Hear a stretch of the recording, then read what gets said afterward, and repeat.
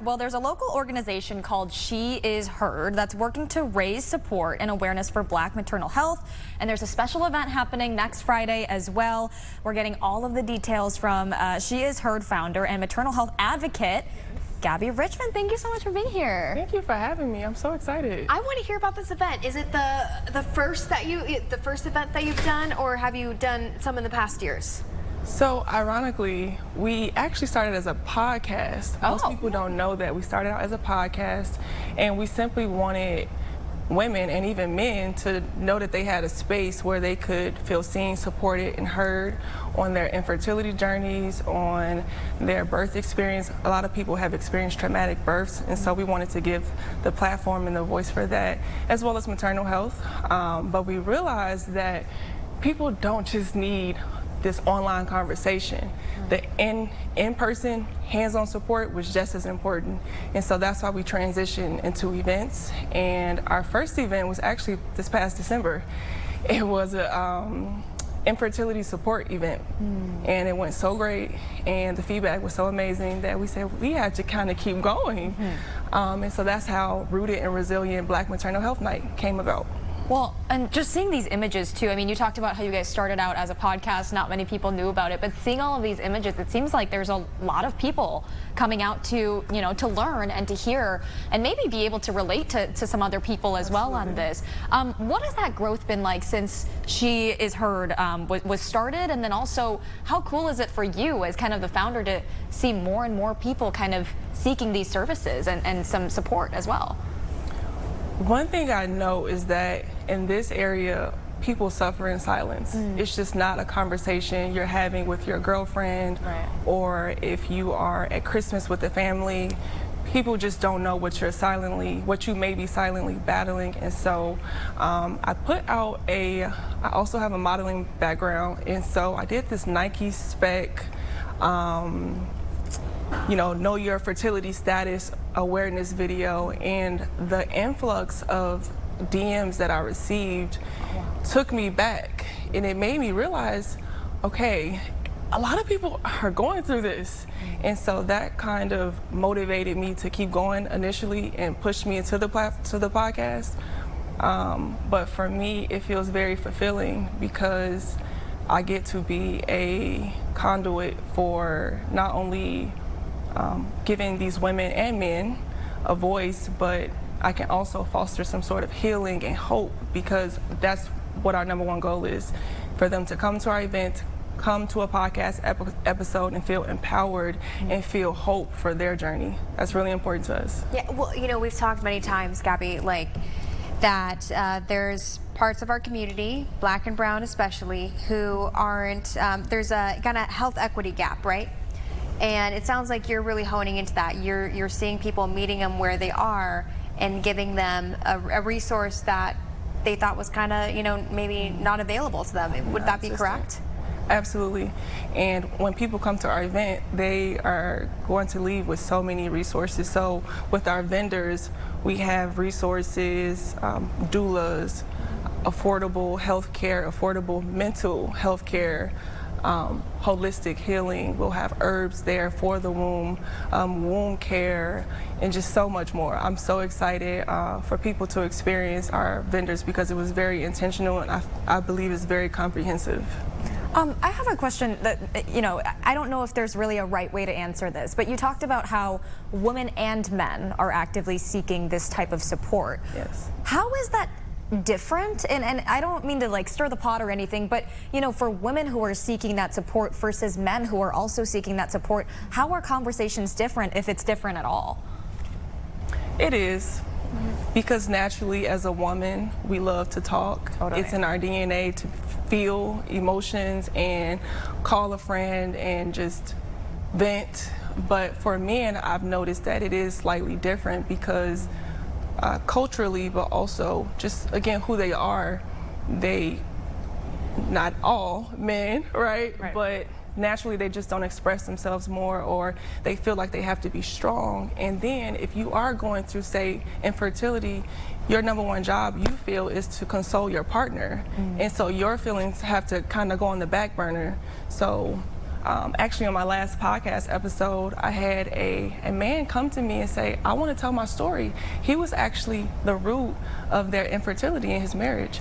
And I could not believe that he wanted to sit out in front and tell his story. But men, my husband actually makes jokes and he said, what about he is heard? We need to be heard too. Exactly what he would say. Absolutely. And so we have some amazing ideas up the pipeline for men, maybe a men's circle or support group where men can come and get those same resources, whether you are a expecting, aspiring, or a current dad who needs resources and needs community and support. I am so glad that you're opening up to both genders, because it is a partnership, right? You should be going through the journey together. Absolutely. And I think a lot of times, not all the time, you know, women take on a lot of the brunt and 100%.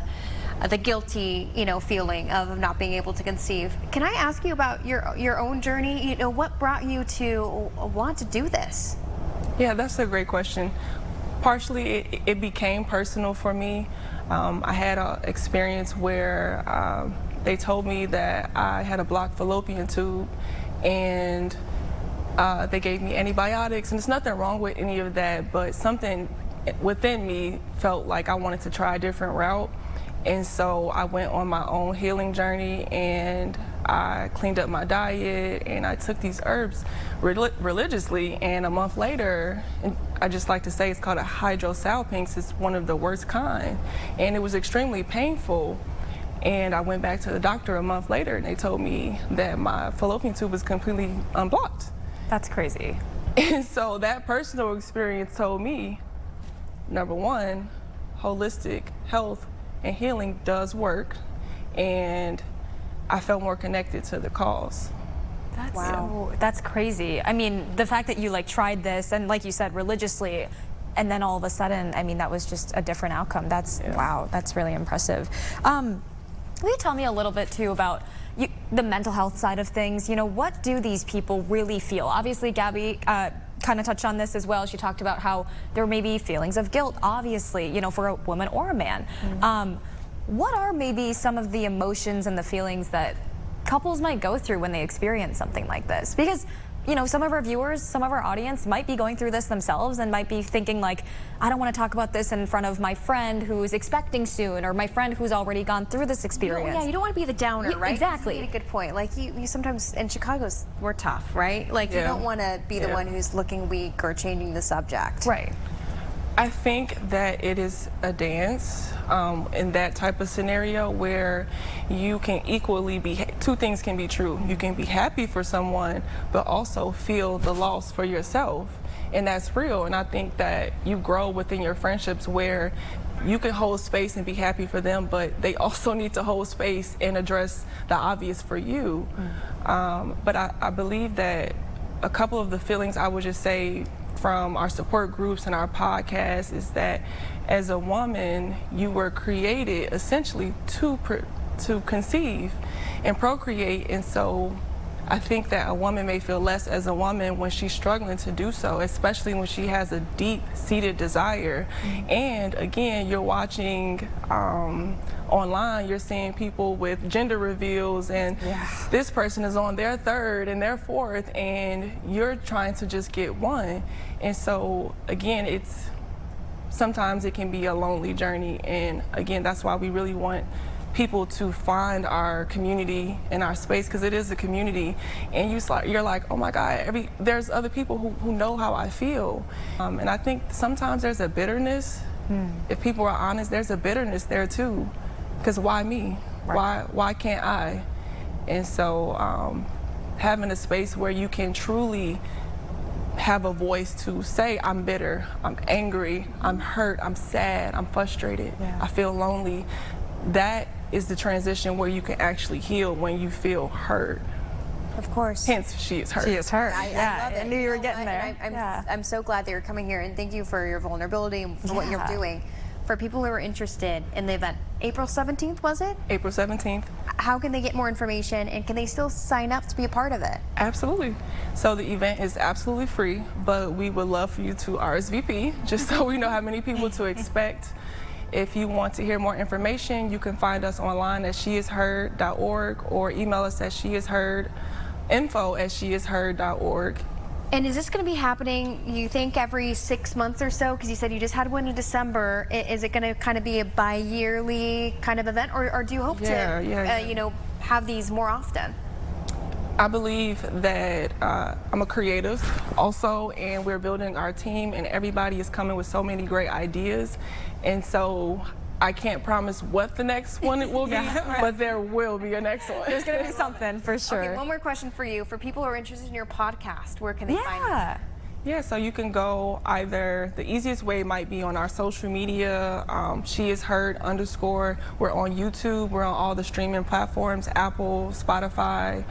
We have some great episodes up there. We have someone who experienced IVF. And if I could just go back a little bit with our panel, we have an amazing panel. Oh my goodness, I'm so excited. So we have a panel, again, comprehensive. We have a doula, we have a perinatal psychotherapist, we have an OBGYN who's been practicing for over 30 years, myself as a maternal health advocate as well as a postpartum advocate. But what's unique about our panel is that mostly everybody has their own personal journey in addition to their expertise. So you kind of get the best of both worlds. We have our doula she's a survivor of a stillborn loss at 7 months. She had to deliver that baby during COVID in a time where she couldn't even have her partner. It was just so many nuances to that. Our psychotherapist, she's experienced IVF and secondary infertility. And I've shared part of my story, and I will be sharing the rest of my story at the event, so come to the event if you want to hear more. Love it. But we just have, everybody is very passionate about this cause, and it makes it even better when they have their own story and they have expertise. Perfectly curated. Thank you so much, Gabby, for coming on. No problem. Thanks for having me. Thank you so much, and for what you're doing, of course. Thank you. Okay.